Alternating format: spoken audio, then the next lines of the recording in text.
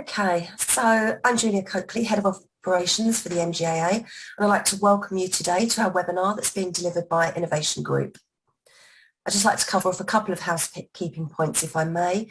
Please ensure your microphone and your camera is off, and if you'd like to ask a question, please use the chat button at the bottom of the screen, which will be answered during our Q&A session at the end. If we don't get time to answer your questions, we will answer those post-event. We'll put your questions to the presenters. This webinar will be recorded and it will be uploaded to our YouTube channel and our website.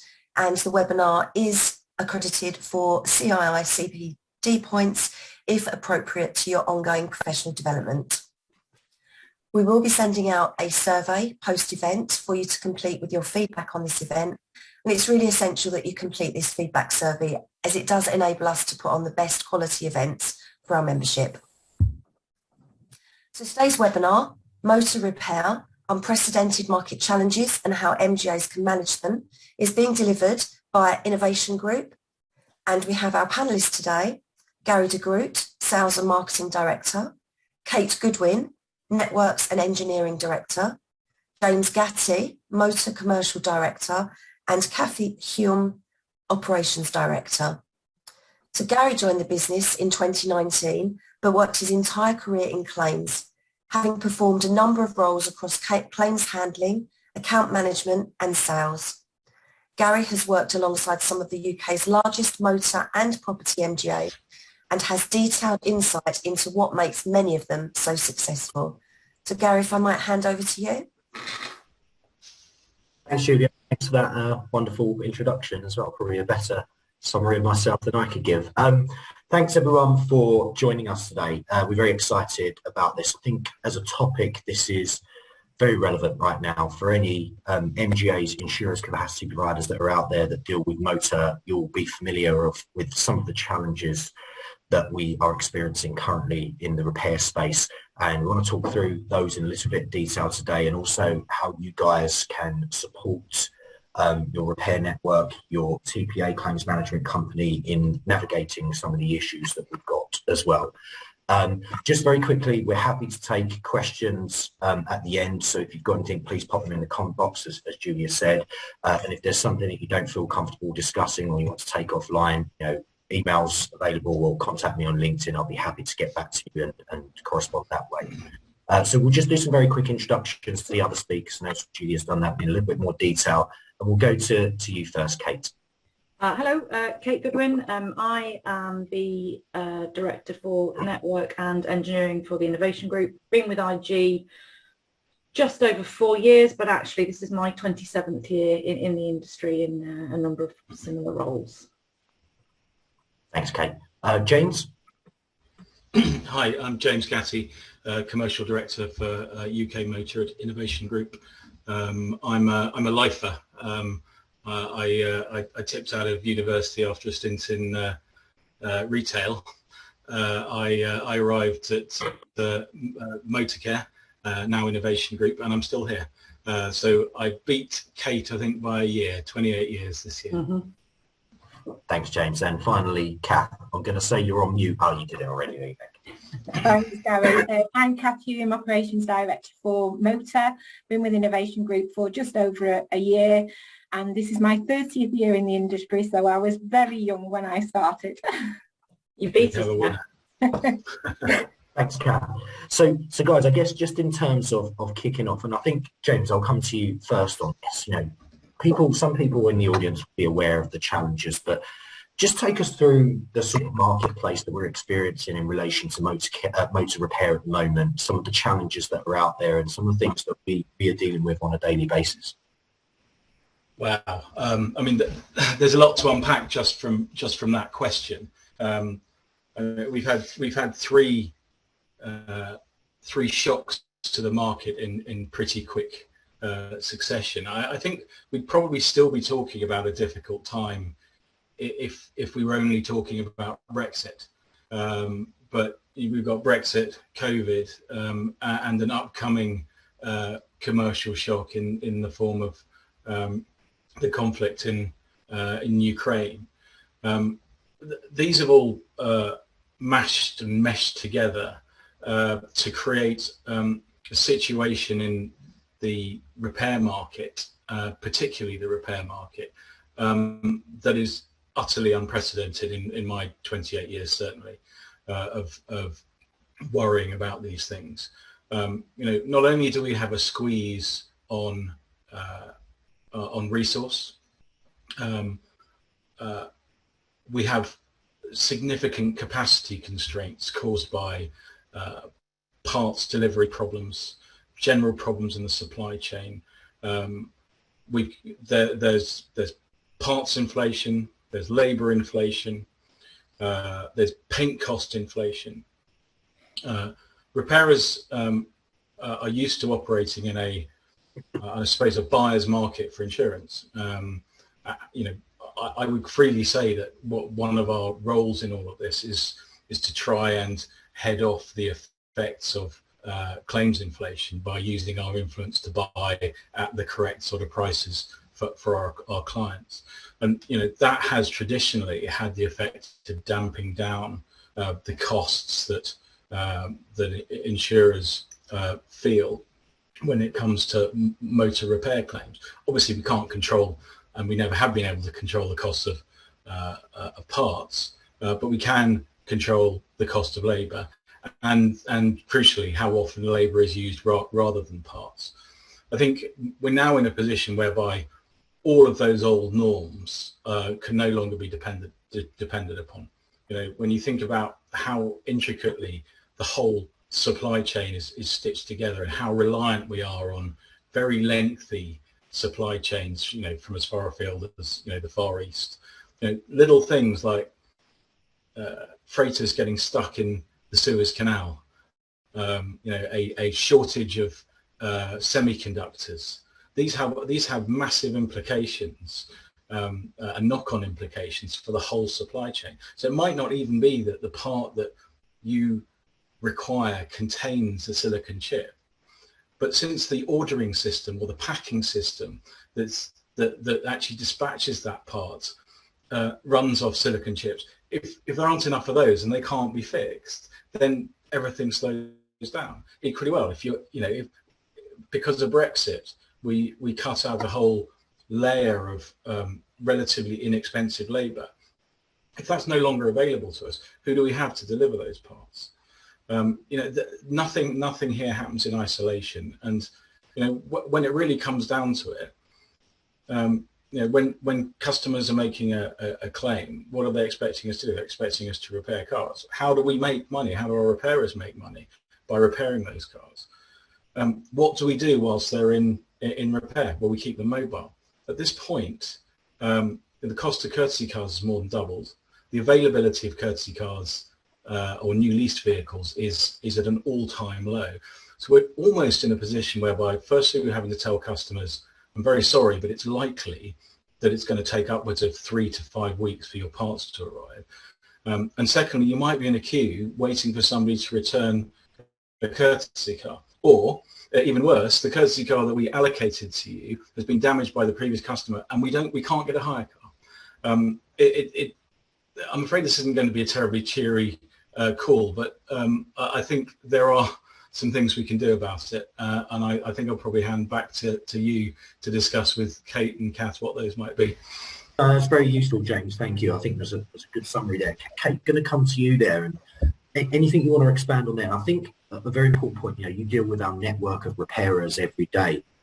What's their view on this as well? What are they seeing? What are the challenges from their side that we can help to educate the guys on the call about? Well, I mean, the challenges, I mean, that is a great summary from James. I mean, I think the repairers are feeling that pain exactly. I think there's another element to it in terms of the number of skilled technicians that we've lost in the sort of the Brexit exit, if you like, where you've got repairers now. I mean, across our network, and our repairers on average have 15% of they've got 15% of vacancies, either that's front of house staff or that's skilled technicians, etc. So, the capacity was squeezed anyway.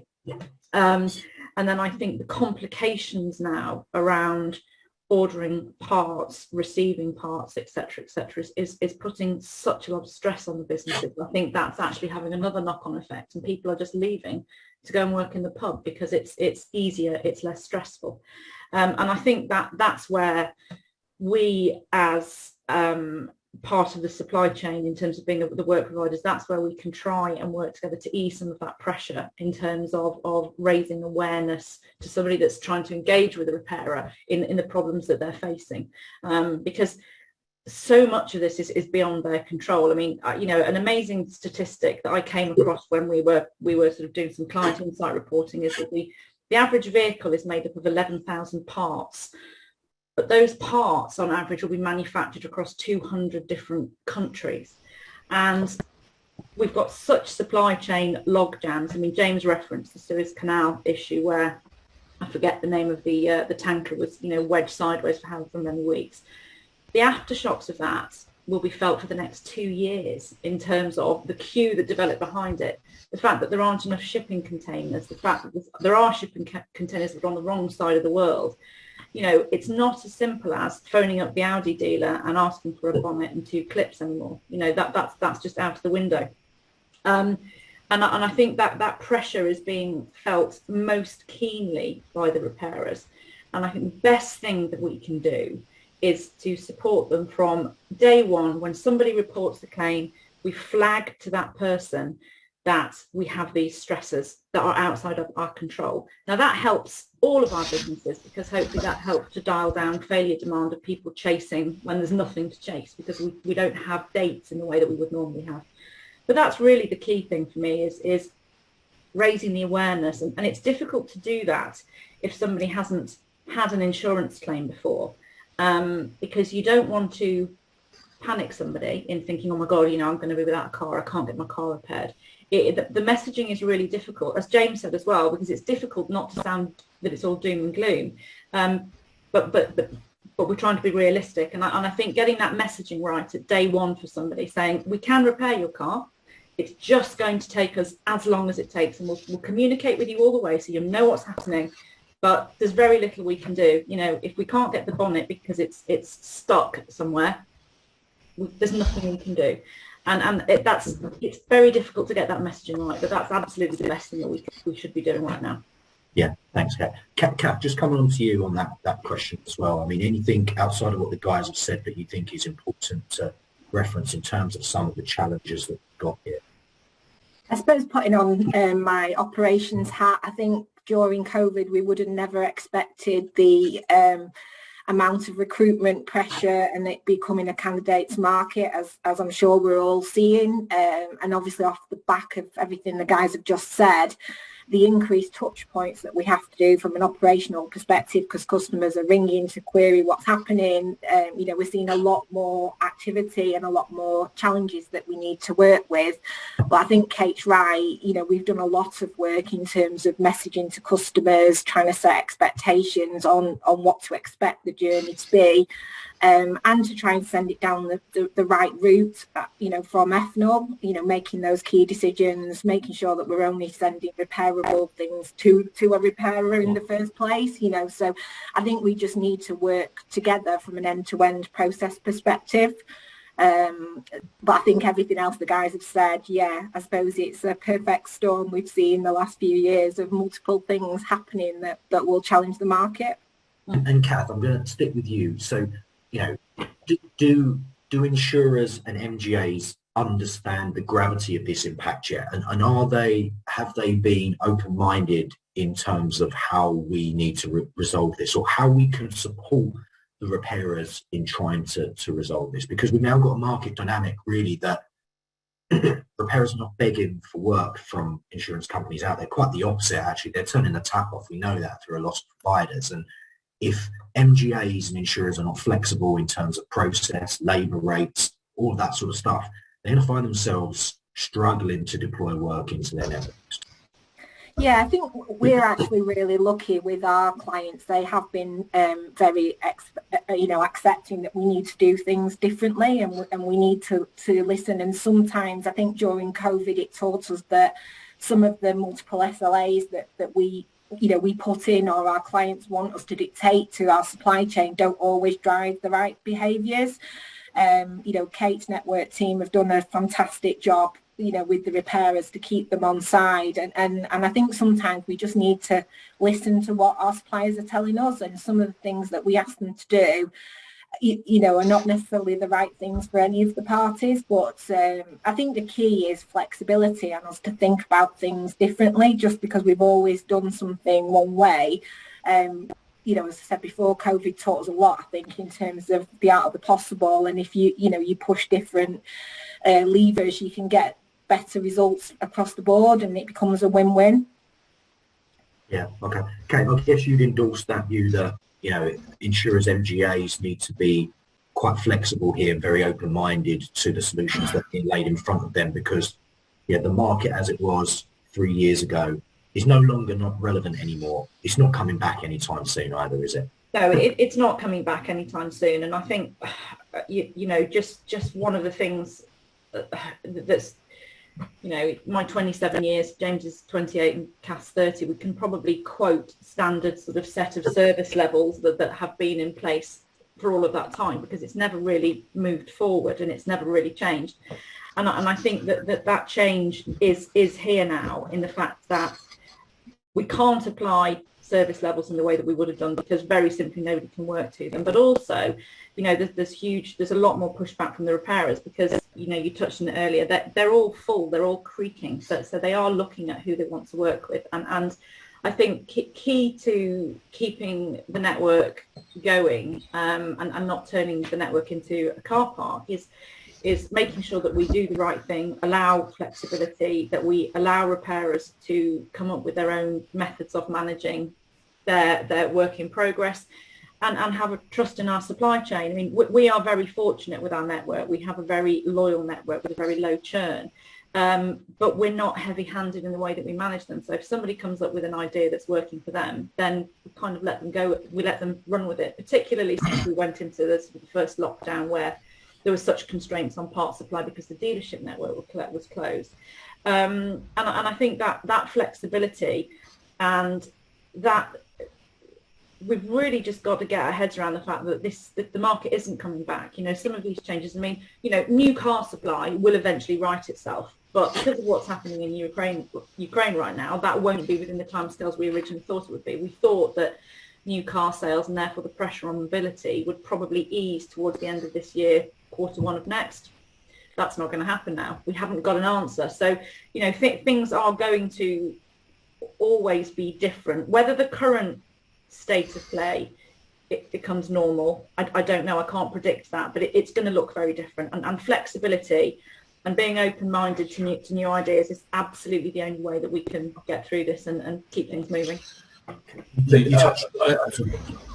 When I reflect on this sort of stuff, I was speaking at an event before Christmas, and I referred to it, I think, as a smorgasbord of fluff.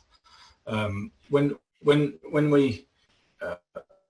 we look at repair rates, what we often forget is that they are for the motor insurance industry.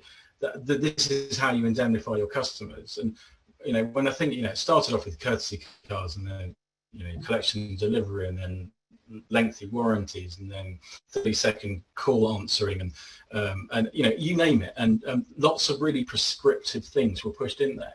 And of course, it's really difficult to then say, after you've pushed all of these costs into an industry, that those aren't going to come back at you. And I think, if there are any opportunities to be had from this, it's probably potentially from going back to a slightly more simple arrangement, whereby as a work provider, you now is probably the time to consider reducing complexity and actually making yourselves more attractive to your supply chain when it is closer to a seller's market, by being easy to deal with and good to work with.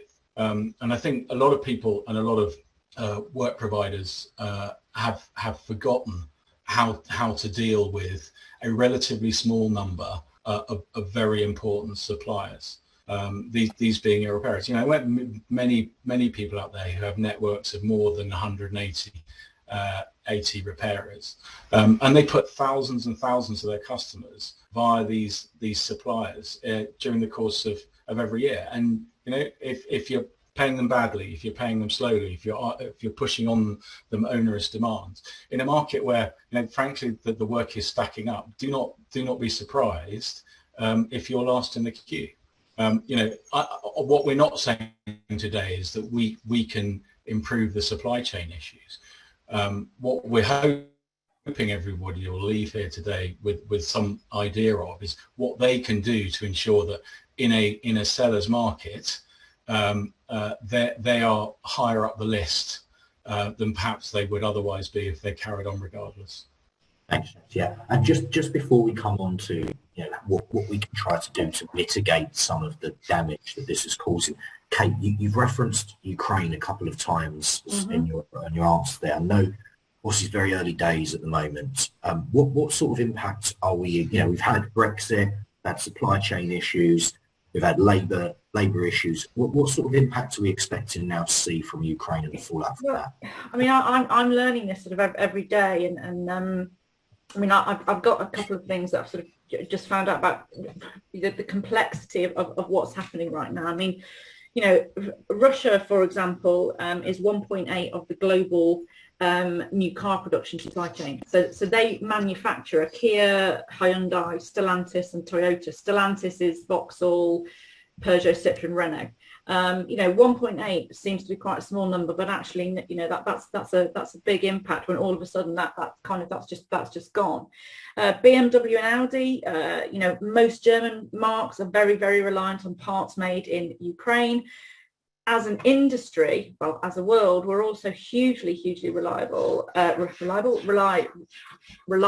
on the gases that come out of Ukraine, in terms of the fact that we use the noble gases to make semiconductors and the chips that we've been talking about. So the impact is huge after 11, 12 days of conflict, depending on how long it goes on for. I can't really predict what it is, but it's a massive impact. It's a massive impact. Yeah. And there could, you know, there'll be damage to infrastructure that supports all of that. So even if it stopped tomorrow, you know, if the palladium mines are shut down, you know, if we can no longer rely on a source of cheap neon, you know, and on top of that, you know, just check out what's happening with the oil market. We're up to, you know, 1970s levels of oil costs. Yeah. And what did that do last time round? Well, we all stopped driving, you know, 3-litre cars, and we ended up with, you know, Euro boxes with a 1-litre engine. Already, you know, last year was the biggest ever year for electric vehicle sales. 20% of all new vehicles sold last year were alternatively fueled vehicles.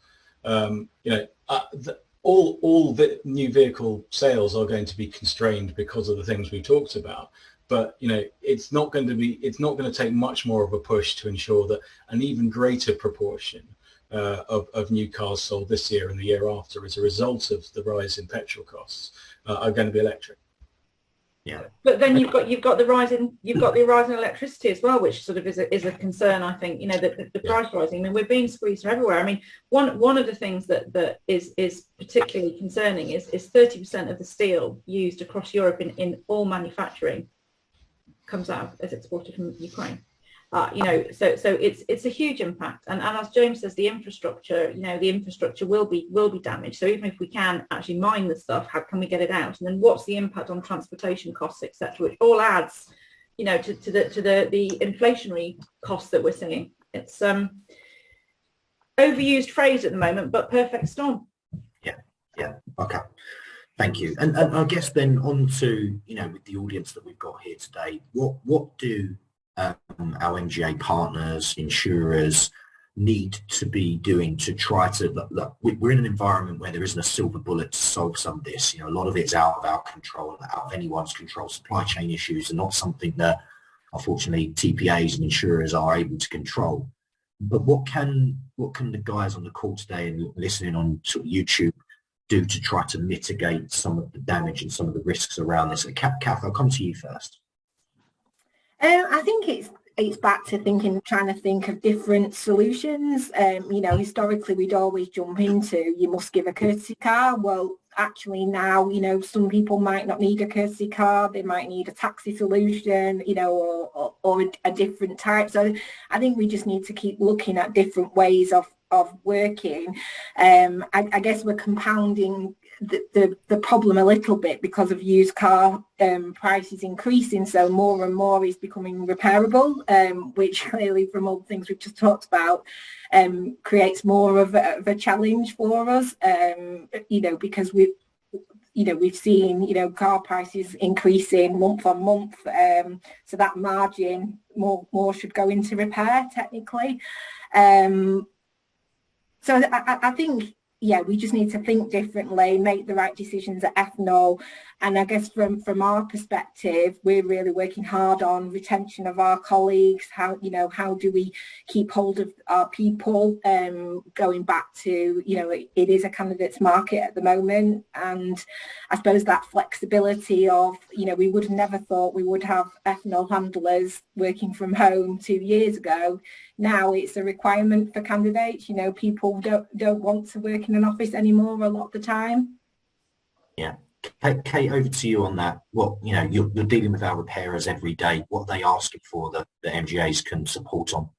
So I think, you know, the communication point I made earlier, so making sure that as far as we can be, we're aligned on consumer messaging right from the get-go, that first, whoever has that first conversation with a customer, because it's very easy to forget that, of course, in amongst this, you've got a customer that's got an insurance policy that you know, entitles them to a courtesy car or whatever it is, and actually we can't in a lot of cases fulfill that in the way that they would expect us to and that we would like to. And I think that the communication, really explaining what is happening, is vital, and that those expectations should be managed from day one, and they should be managed by everybody who touches the claim. And you know, we've done a lot of work in terms of the messaging that Kath's team will use when they're talking to somebody where we're trying to place a repair, to the messages on our phone lines about wait times, etc. And that's reiterated all the way through, and we've aligned that very much with our repairers in terms of the messaging that they're giving, because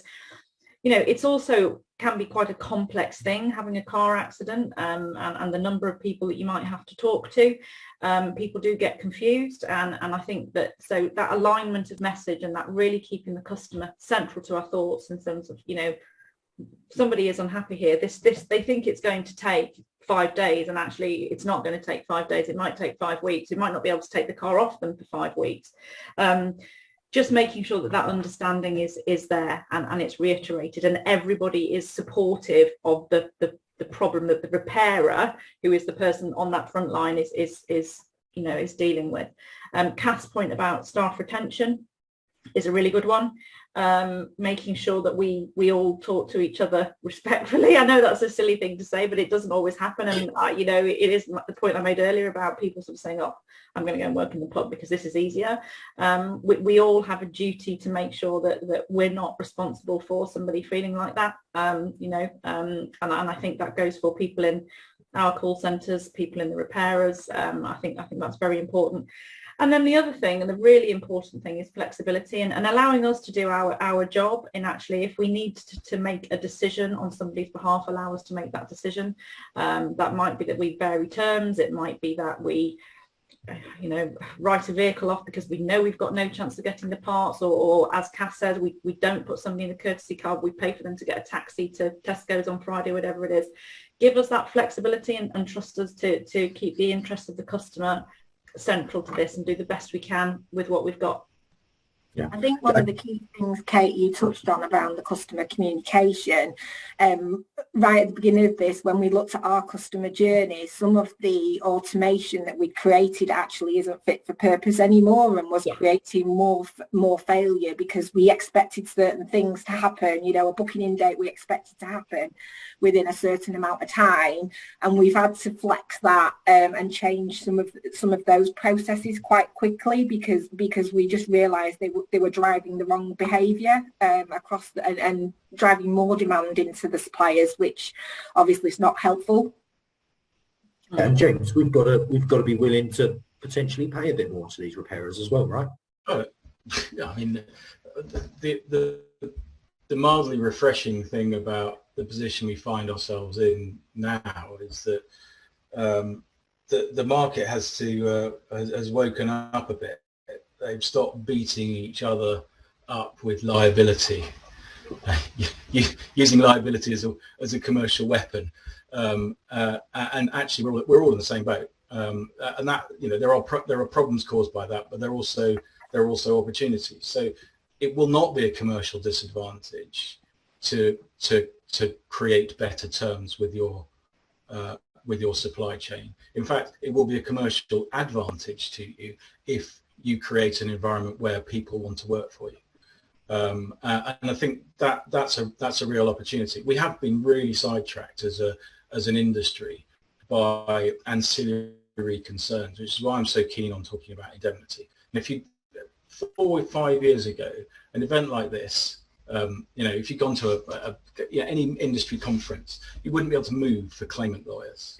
Yeah, and you know, this being the industry it is, we had to wait for legislation to come in to sweep them out of the way. Okay, that's going to cause all sorts of other issues, but they're no longer coming to our table to sell their wares. They're getting it from somewhere else. You know, with you know, hire credit repair. It was the Competition Commission supposedly that came in to establish some status quo. Here, everybody can choose that. Now is the point where everybody can choose their own solution here. You know, just better make sure you pick the right one. And my advice to anybody is, you know, if you are in a position where you are struggling to place work, you're struggling to recruit or retain capacity, now is the time to do something. So move decisively and move early, and then you stand a chance of at least protecting the position that you've already got. Because the last thing you want to do is sit there and say, you know what, claims inflation has never really been a thing for me. Well, if it's never really been a thing for you before, you need to wake up and smell the roses, because it's here now. You know, we're doing 10% a year on parts. It'll be low double digits for paint, and goodness only knows what it's going to be for labour. It's going to be at least 10%, probably 15, 20, to keep you at the table. Yeah, and I think sort of Kath as well, you know, what we've discussed internally, which is quite important, is that, you know, we do understand that all insurers have a model and they've got actuarial studies, and so they've got an assumption around what claims are going to cost them, and it's difficult to, you know, to move away from that in light of market circumstances. But the adverse cost of increasing labour to your repairers is mildly insignificant against the cost of losing your repairs into non-network outside of that, where cost is a lot higher.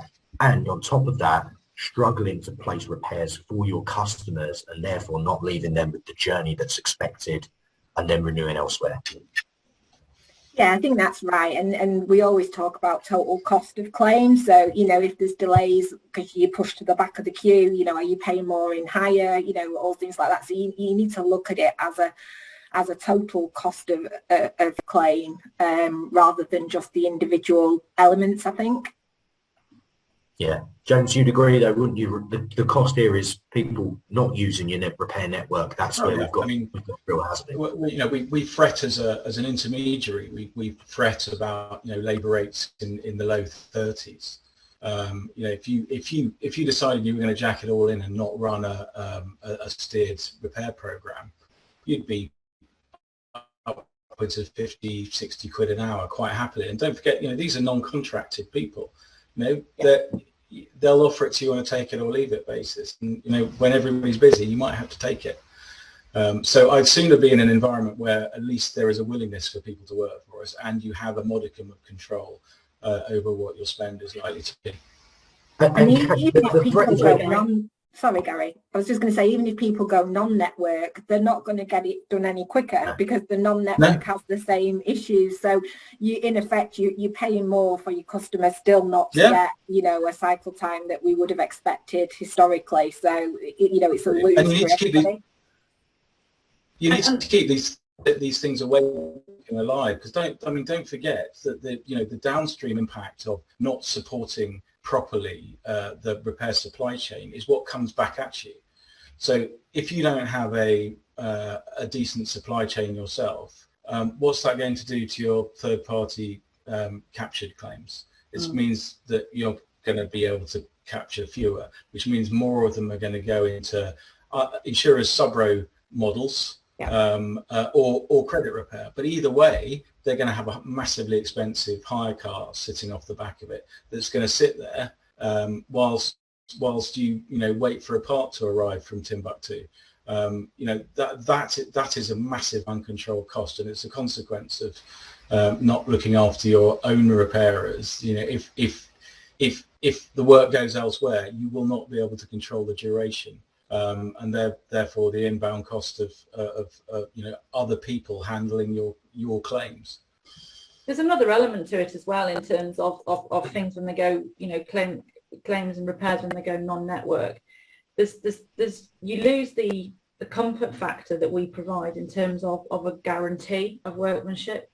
The fact that we can support if there's a complaint, because we have a contract with the repairer, we have a contracted complaints policy, all of those things. So if something goes wrong and the customer has not gone down an approved repair route, then we can't intervene because we simply don't have a contract with that repairer. We've got we don't have any line of sight over what parts they might choose to fit, whether they're going to use a paint which is inappropriate. We don't have any of those safeguards that an approved repair program gives to somebody that engages with it. And it's a really interesting point from you made earlier in relation to how frequently people claim. You have what a sort of relationship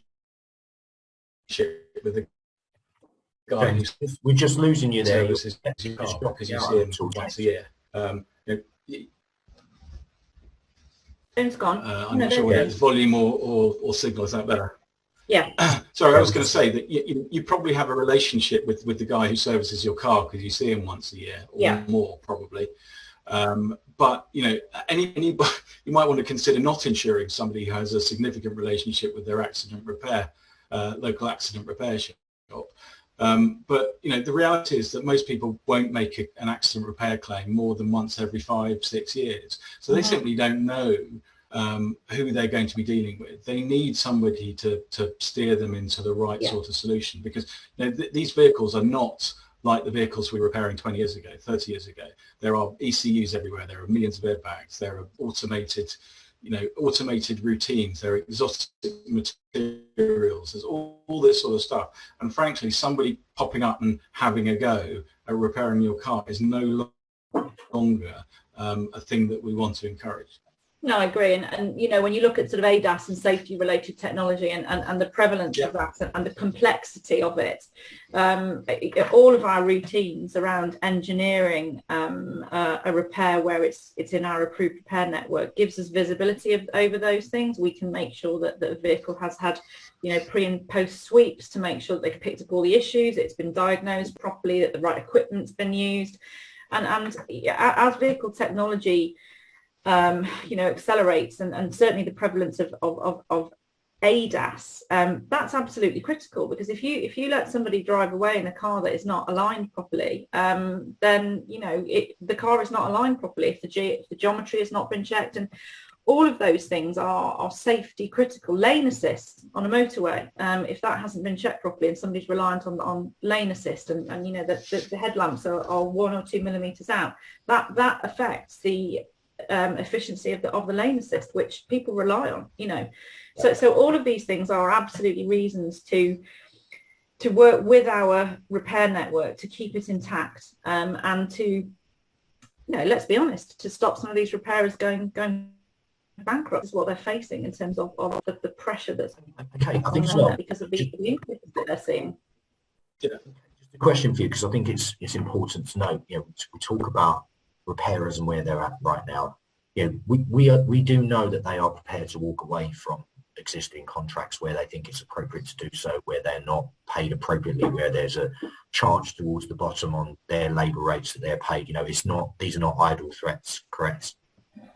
I asked you that just as you were sipping your tea as well. Very, very, very, very much so. You know, I mean, there's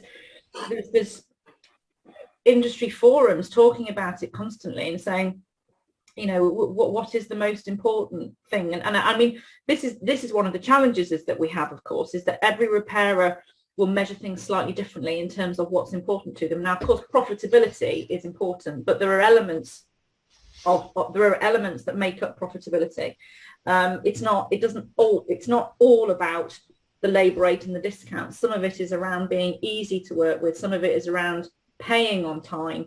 You know, some of it is around removing friction, being simply nice to work with. All of those things are important, but actually the headline is we need to, as an industry, make sure that what we are offering in terms of payment terms keeps up with what the repairers are having to deal with, because they will simply just, you know, I mean, I'm talking 20 years ago now, but it used to be Wild West in Scotland. Nobody would sign a contract in Scotland because they didn't need to. And placing repairs in Scotland was easy.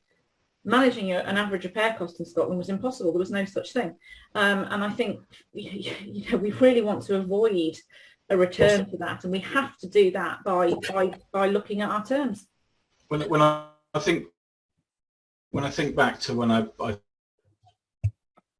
Well, James, we're just having some reception first started. We're having some connectivity issues with you, James.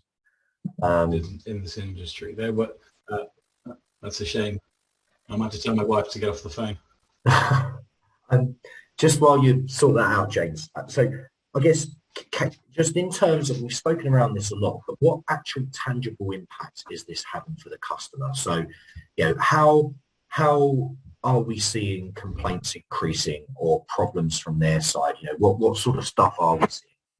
So it is all around delays, and I think there's a parallel that I would draw where something that James said earlier, which is around the fact that customers potentially engage with their car insurer once every 5 years if they're unlucky, so they don't know what to expect. But if you think about how easy I did it the other day, ordering a new dishwasher is, right? So I went online, I ordered my dishwasher, I clicked this button to have the old one taken away, and I clicked this button for when it was going to be delivered, and blah, blah, blah. That's a very common experience now in terms of how we engage with things that we need, be it Amazon Prime or your weekly shop. So having a car accident, people have no knowledge of the process that they're coming into, but they do have expectations that are set by things that are completely different. And I think what we're seeing in terms of complaints is people not understanding the complexity of repairing a vehicle. I don't think we've been helped there by some of the recent television adverts by some of the bigger insurers where it's kind of, you know, it's just as simple as ABC. It isn't. And I think the complaints that we're seeing are around customers' expectations not being met, but they're not being met because they haven't been set.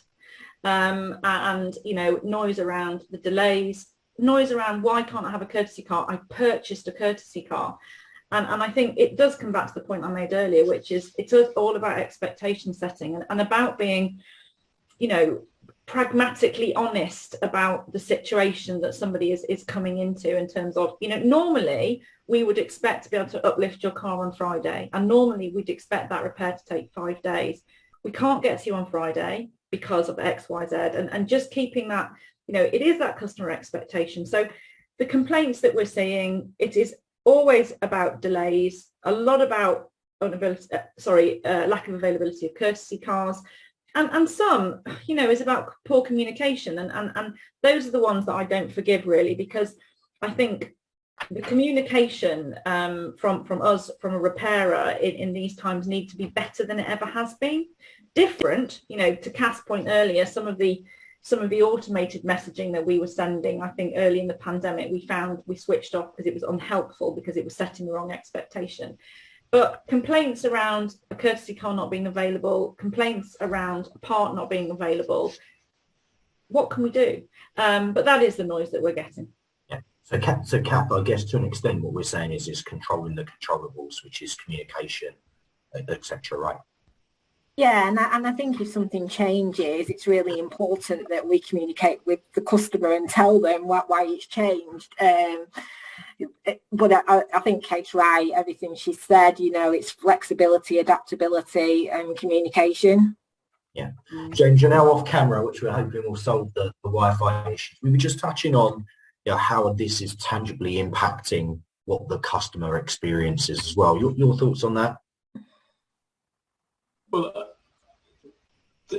it won't be in their car repair that they experience for the first time supply chain issues, and I think Kate and Kath are absolutely right here.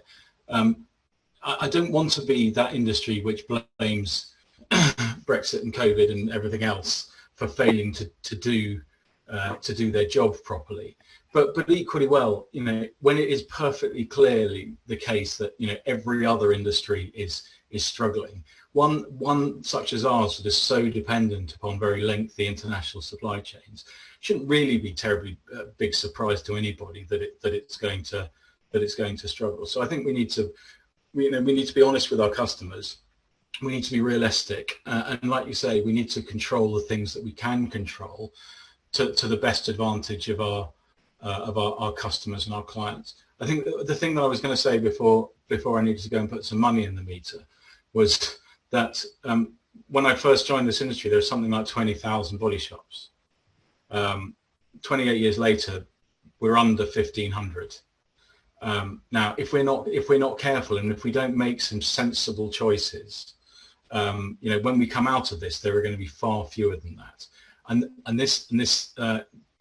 the insurance industry needs a decent number of suppliers out there in order to manage and control its spend. Otherwise, we might end up with a handful of consolidated networks and no choice, and we really do not want to be in that position.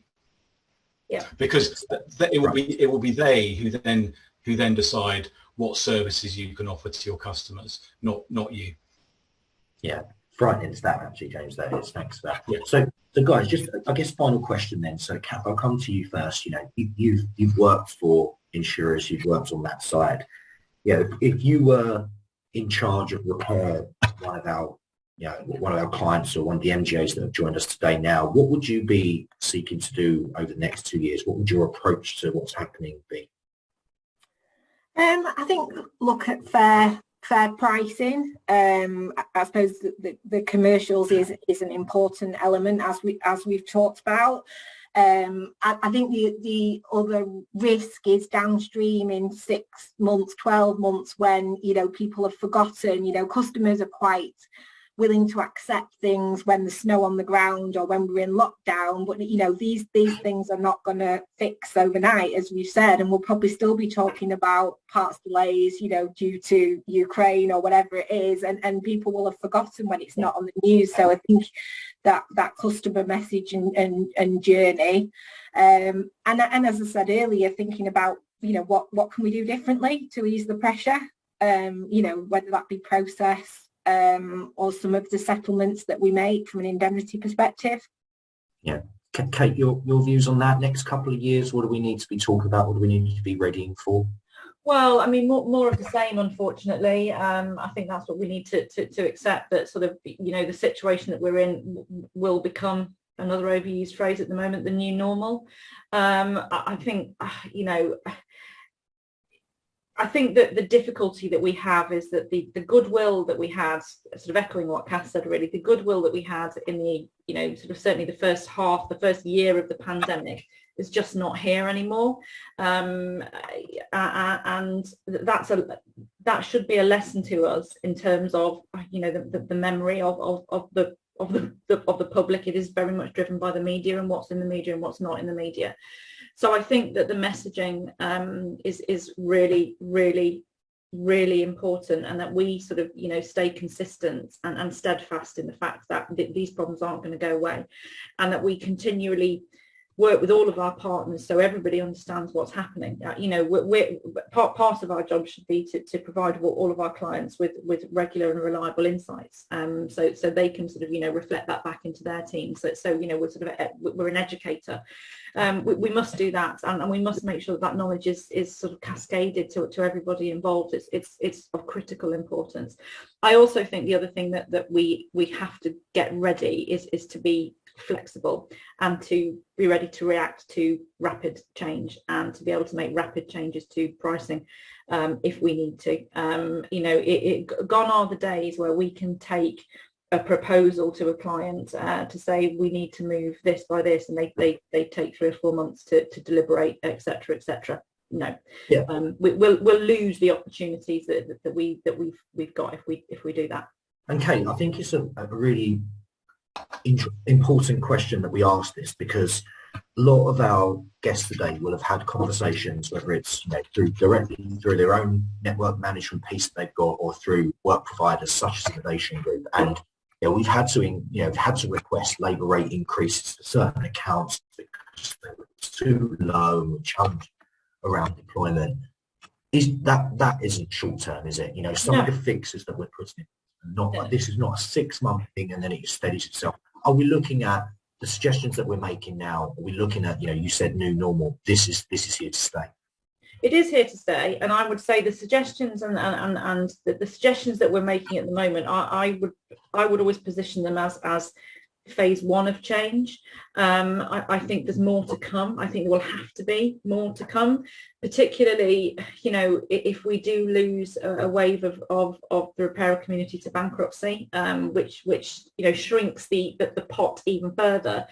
So no, I mean, it is new normal. I don't think would be able to row back from changes that we're making. I mean, it depends what the change. You know, if you've got people that are putting surge event charges in, then you might be able to row back from that. But they won't be successful in placing the work, I don't think.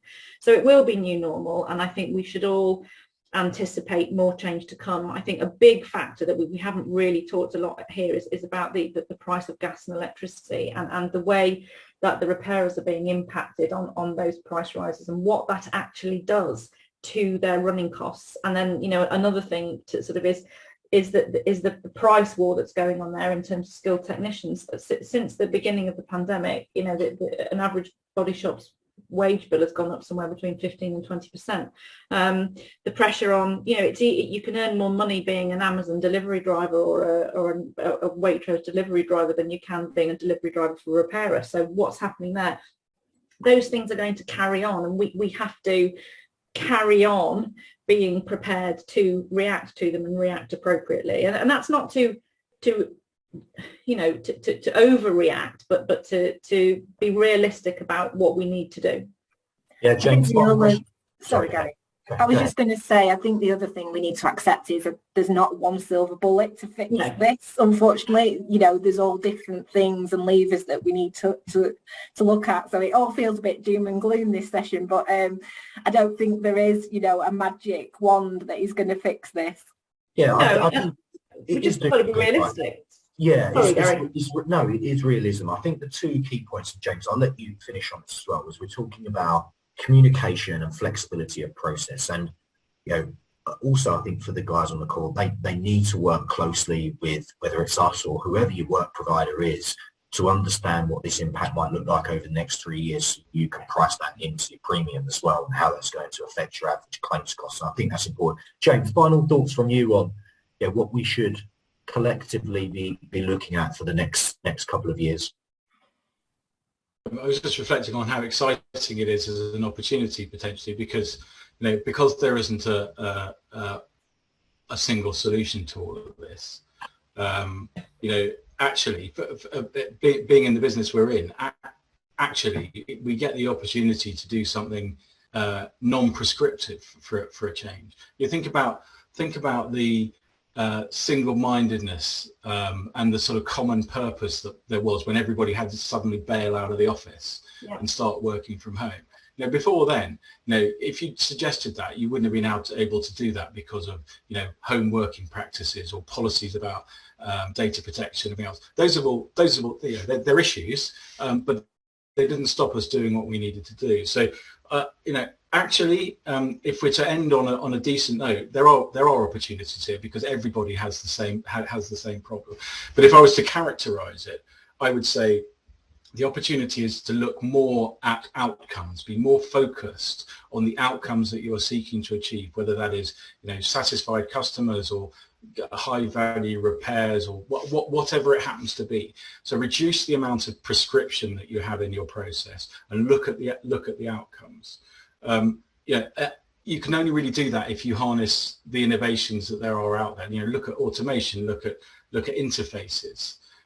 Look at all of those things that take out cost from the process, or more succinctly, put cost into other people's processes. You know, there is a price to pay for that, and we are starting to pay it right now. And, you know, frankly, having unnecessary non-productive people answering phone calls or filling in websites or whatever the heck we have them doing, we need to look at ways of stopping doing that, because nothing will get better when we employ people you know, whose job is simply to grease the wheels.